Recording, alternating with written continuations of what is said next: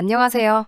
20대 후반 여자이고 결혼식 코앞까지 왔다가 파혼하고 다시 혼자 된 여자입니다. 정말 결혼식을 미루고 미룬 게 오히려 저한테는 행운일 정도로 충격적인 일이 있어서 이렇게 사연 한번 적어봅니다. 남편 될 사람하고는 연애로 오랫동안 만나왔고요. 결혼 이야기도 오고 간 지 오래되었습니다. 정말 말 그대로 식만 올리면 모든 게 다 끝난다고 해도 될 정도로 모든 게 끝나 있는 상황이었습니다. 다행히 신혼집은 친정에서 지원금이 더 많았던 관계로 혹시 몰라 제 명의로 해놓았어요. 처음 결혼식을 미루게 된 이유는 코로나 때문입니다.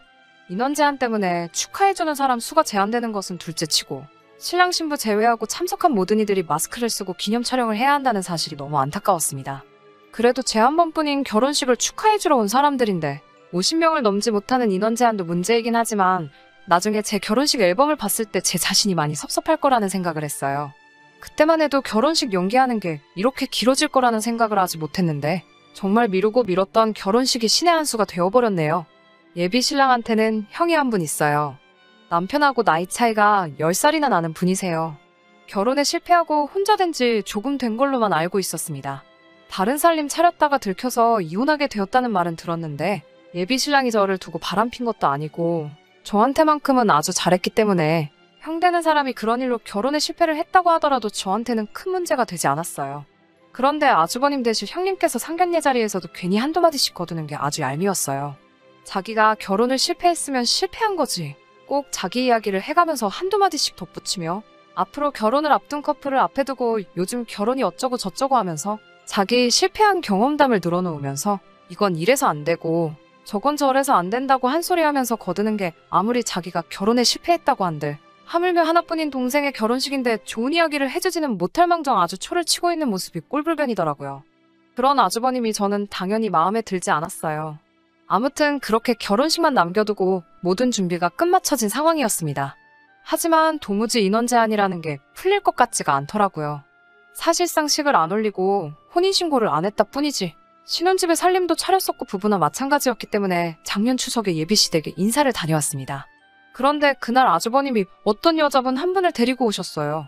일전에 저희 앞에서는 결혼은 안 하는 게 맞다는 식으로 부정적이시던 아주버님이 결혼을 한답시고 어디서 결혼 상대를 구해와서는 이 사람과 재혼을 하겠다고 발표를 하시더군요. 결혼하고 나서도 어차피 아주버님네와는 교류가 없을 거라는 생각에 사실 그때는 아주버님이 재혼을 하든 뭘 하든 크게 신경이 쓰이지 않았습니다. 시부모님이 저희에게 결혼식을 언제쯤 올리는 게 좋겠냐고 물어보는 말에 제가 조금은 더 기다려보고 싶다고 대답을 했습니다. 인원 제한이 조금이라도 완화되면 그때 돼서 하고 싶다고 대답을 했어요.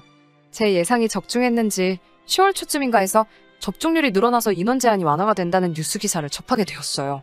하객으로 200명까지 제한이 풀렸다는 말에 이제는 더 이상 미루면 안 되겠다는 생각이 들었습니다. 그때쯤에는 하도 오래 기다렸다 보니 기념 촬영 때 사람들이 마스크를 쓰고 있던지 간에 이제는 저도 하루빨리 결혼식을 올리고 정상적인 부부 생활을 시작하고 싶은 마음뿐이 없었죠. 그런데 아주버님 쪽에서 이 정도 속도면 곧 인원 제한이면 마스크면 전부 다 풀리지 않겠냐고 말하시면서 때를 좀 더 기다려보자고 반대를 해왔습니다. 결혼식을 올리는 건 저였는데 아주버님이 별 걱정을 다 해주신다는 생각이 들었습니다. 저는 식을 더 미루는 게 내키지는 않았지만 그래도 아주버님이 재혼할 상대를 만나 정신을 차렸나 싶기도 하고 시부모님도 마스크 이야기를 하면서 이왕 하는 거면 제대로 하는 게 좋지 않겠냐는 말씀에 저도 한 번 더 기다려보기로 했어요. 그런데 그리고 나서 몇 달이 안 있어서 변이 바이러스의 등장으로 아주 상황이 더 심각해졌어요. 인원 제한이 다시 걸리지는 않았지만 또 괜히 제 결혼식 축하해주러 오신 분들 괜히 병만 얻어갈까봐 식 올리는 게 부담이 되더라고요. 차라리 마음먹었을 때 올릴 거라는 후회가 들었습니다. 그래서 그냥 이참에 미뤄진 김에 그냥 혼인신고 먼저 올리고 차라리 아예 1년 정도 더 기다렸다가 식을 올리는 게 어떻겠냐고 제가 제안을 했습니다. 바로 얼마 전에는 쌍수를 들고 결혼식을 미뤄야 한다고 노래를 부르던 아주버님이 또 말을 바꾸시더니 이제 와서는 결혼식을 빨리 올렸으면 좋겠다고 하시더라고요. 그리고는 아주 충격적인 말을 꺼내왔어요. 그냥 빨리 식을 올리라고 말하면서 식 올리는 김에 자기네들도 같이 해서 합동 결혼식을 올리고 싶다고 하시더군요. 알고 봤더니 아주버님과 재혼하실 분도 두 번째 결혼을 상황인데 두 사람 다 이혼에 아주 지대한 공헌을 한 유책 사유자라서 결혼식에 초대할 만한 하객이 없어서 결혼식을 어떻게 하나 걱정하고 있었는데 이참에 저희 식날에 같이 준비해서 하면 좋겠다고 설명을 하더군요. 그렇게만 해주면 결혼식 비용도 전부 부담해주고 축의금 들어오는 것도 전부 저희들 앞으로 해줄 테니 잘 생각해보라고 하더군요. 집으로 돌아오는 차 안에서 예비신랑과 이 사건에 대해서 이야기했어요. 저는 당연히 무슨 말도 안 되는 소리냐며 당연히 예비신랑 쪽에서 칼같이 거절해줄 거라고 생각했는데 예비신랑은 오히려 긍정적인 반응으로 나와서 놀랐습니다. 결혼식 비용이 부담이 큰 건 사실이지만 친정 쪽에서 집도 거의 다 해준 거나 마찬가지였기 때문에 결혼식 비용은 예비신랑 쪽에서 내기로 했었거든요. 솔직히 어이가 없었습니다.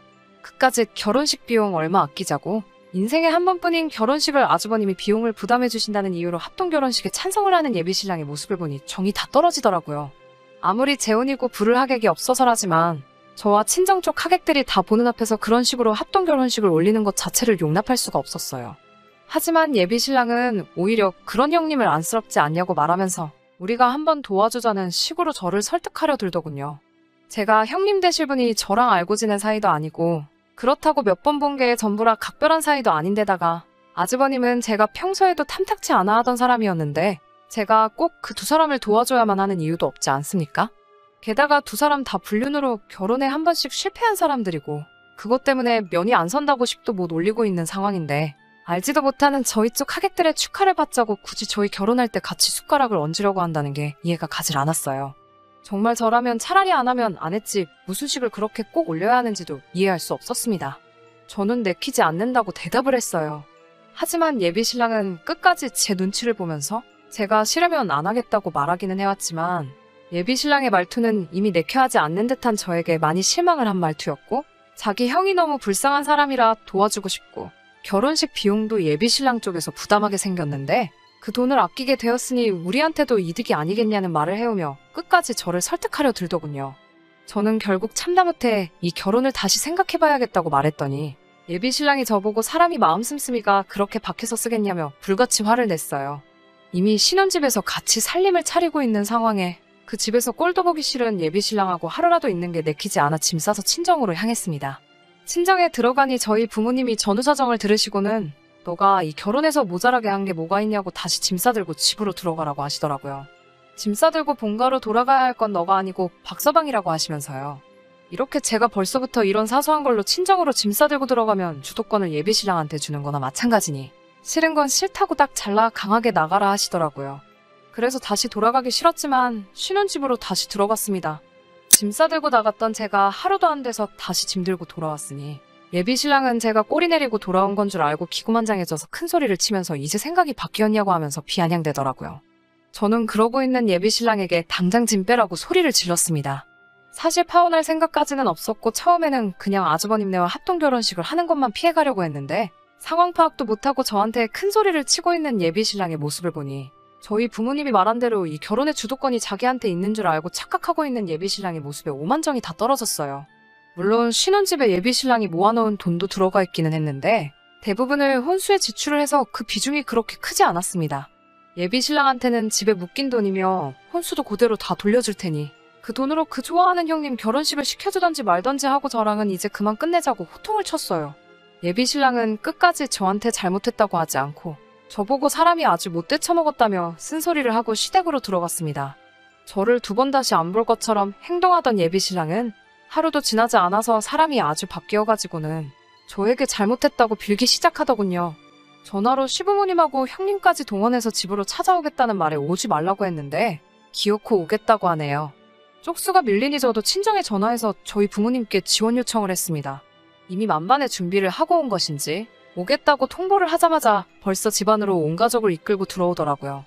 예비 시부모님도 신랑도 아주버님도 전부 다 저한테 사과를 하면서도 그 잘난 합동결혼식을 포기할 생각은 하지 않고 제가 이득을 볼 거라면서 저를 설득하려 들기 시작했어요. 한 사람 한 사람 번갈아 가면서 말하며 제 혼을 쏙 빼놓고 있는 와중에 든든한 지원군인 저희 어머니께서 신혼집에 도착하셨습니다. 어머니는 예비 시부모님한테 이게 무슨 경우냐고 말하면서 어디 불륜 커플을 데리고 내 하나뿐인 딸 결혼식에 끼얹으려 드는 거냐며 결혼은 없던 걸로 하자고 파혼 선언을 하셨습니다. 그제서야 아주버님이 그냥 이왕 결혼식 올리는 거 우리도 같이 합동결혼식을 하면 좋았을 거라 생각한 거고 강압적으로 할 생각은 없었다면서 말도 안 되는 변명을 하며 꼬리를 내리더라고요. 결국 그제서야 시부모님도 예비신랑도 합동결혼식은 마치 없었던 일인 것처럼 무마시키려고 애를 쓰는 와중에 저희 어머니가 한마디 꺼냈습니다. 불륜 남녀가 가족인 집구석에는 우리 딸 보낼 생각 없다고. 어차피 혼인신고도 안 하고 식도 안 올린 거? 이참에 저와는 파혼을 하고 어디서 다른 상간녀를 구해다가 며느리로 들이라며 호통을 치시고 상황을 마무리 지었습니다. 그 정도 며느리가 딱 어울리지. 저는 그 집에 보내기에 너무 과분하다고 하시면서요. 결국 그렇게 미루고 미루던 결혼식은 아예 없던 일이 되어버렸고 저는 파혼하게 되었습니다. 예비신랑의 형이 불륜한 사실을 가지고 저는 색안경을 쓰고 봐본 적 단 한 번도 없습니다. 최대한 예비신랑의 가족을 제 가족이라 생각하고 좋은 점만 바라보려고 했지만 도가 지나친 요구에 저도 이렇게 파혼을 하는 게 마땅하다는 생각이 듭니다. 예비시댁도 신랑도 아주버님도 이제는 마음 고쳐먹고 제대로 된 삶을 살았으면 좋겠네요. 이 나이에 새로운 사람을 만나 연애해서 결혼까지 할 생각을 하니 정말 천리만길 같고 끔찍하기는 하지만 이렇게 파혼하게 된 게 차라리 잘 되었다고 생각합니다. 제 이야기는 여기까지입니다. 끝까지 들어주셔서 감사하고 제 앞에 좋은 일만 있기를 다들 응원해주시면 감사하겠습니다. 끝까지 들어주셔서 감사합니다. 오늘의 사연은 여기까지입니다. 구독과 좋아요, 알람 설정 부탁드리고 더 좋은 사연으로 다시 찾아뵙겠습니다. 감사합니다.